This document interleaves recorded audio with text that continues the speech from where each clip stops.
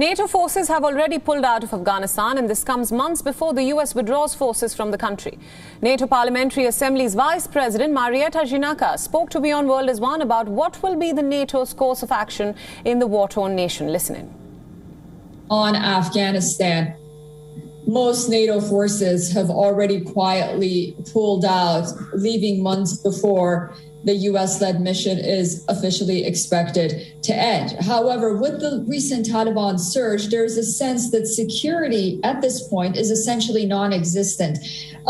In your opinion, was this to be expected? Did NATO member states and NATO officials had this in mind? Do you have a plan at this point?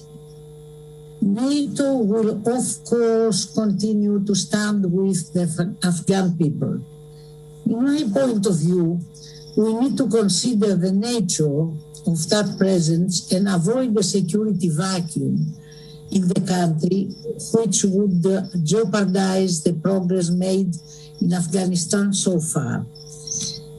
We need to avoid a failed state scenario, and also to stay focused to an Afghan-led and Afghan-owned peace process and post-conflict reconstruction as the only credible path to inclusive long-term peace, security, and development.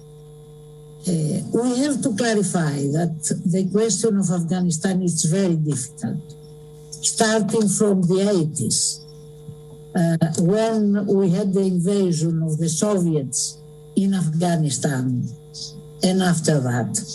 So still remains a very difficult problem and very difficult question. But we have to stand together in order to not leave the Afghan people in the Taliban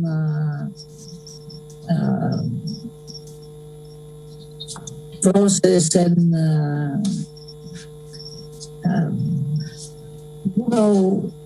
I hear yesterday that middle class and higher class Afghan people are ready to leave Afghanistan.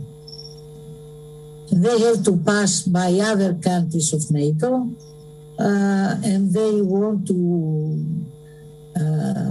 go to Europe, to Central Europe, to Northern Europe.